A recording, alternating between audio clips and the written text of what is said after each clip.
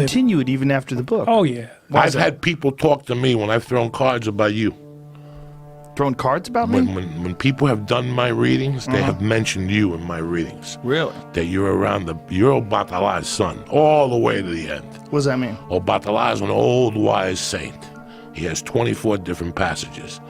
He goes, my passage is Yaguna. That's the one you don't want around. Because they were supposed to put Shango in my head, but to tame me down, I was a Chango son. Chango means thunder. Yeah. Whenever you see thunder and shit, that's Chango. The drum. Chango is a man and a woman.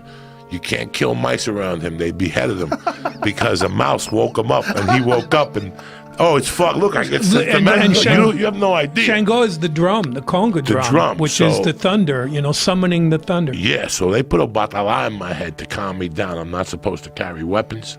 I can't have knives on me. I can't get into arguments. My mother in the saint is Ochung. She's just a whore. She's just Ochung is the whore of the saints. She gave her kids to Yemaya to raise. If you have problems with your stomach or you want to have a kid, you have to pray to Ochung. But the women saints are worse than the male saints. You don't fuck around with the women saints because they will fuck your world up. Ochun is probably Mary Magdalene, right? Yes, and Yemaya sent a message to my mother. My mother didn't do it. My mother died. Huh? So how the fuck do I fit into Santeria?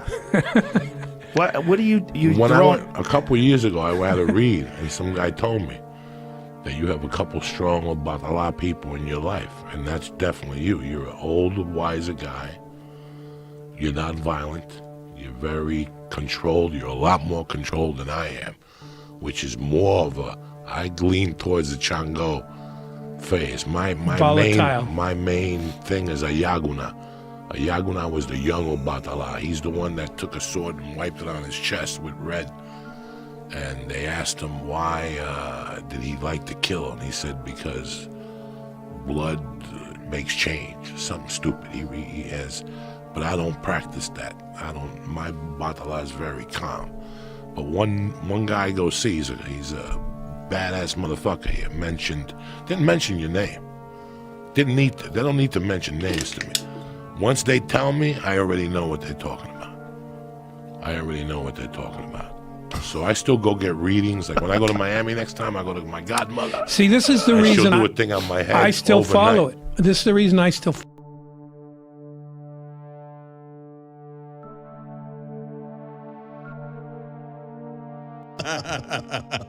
No, I've really never done DMT. Oh, really? Because Dan wants to go down to Peru and do ayahuasca here. Yeah. I get invited on a regular basis. Have you done it? No. Man, there really are other dimensions, and they have people that go to these events. 50 people see the same thing. Okay, so it's another dimension, and it's aliens. Sure. And I knew about this when I was a kid because I heard people that were involved in government projects that were doing it. I didn't know what they were talking about when I was a kid, but my mom just had some friends that were involved in those projects, and they're like, yeah, we're trying to map out these levels, talking to the elves, what we call them. It's kind of like the little technicians. They're more like robots, but then there's some really, and I'm like, hearing when I'm a kid, on a road trip with my mom, one of her friends, and then, later hearing stuff about it. My parents weren't involved in it, but they knew people in San Francisco working with universities and the government. And after I talked about it on Joe Rogan earlier this year, he had another professor on going, well, actually, it's about to be declassified that in Japan and England and the U.S., DMT drips are like astronauts. We're going in. We've been mapping it for decades. They've been mapping it. They're talking to the dudes. That's why the Aztecs were all doing the stuff and all of them. And they're not nice. And if you get into this, God is not going to get involved in our free will. But there's bad stuff in the universe. And it's like chumming for sharks. That's why they do blood rituals in Satanism or in every other culture at certain sites. Was because it's like chumming. And you get bigger fish to come in. And that's why you kill kids for the energy it releases. And these things show up. And so a lot of these DMT trips, these places you go in Peru or Costa Rica, is you'll have practitioners that aren't the government doing their own research. And they're actually going to bring some people in and then designate somebody that's going to get attacked by these entities in this deal. And that person will never be normal again. That's why they have you sign all the waiver forms. So they're doing black magic. They're getting you in to attack certain, people will see like 50 things attack one dude. And that's because you're really seeing Satanism going on, and you're seeing aliens. So you want to see aliens, go take me. I'm not going to put myself willingly into that deal. I got Jesus. Let me pitch you something.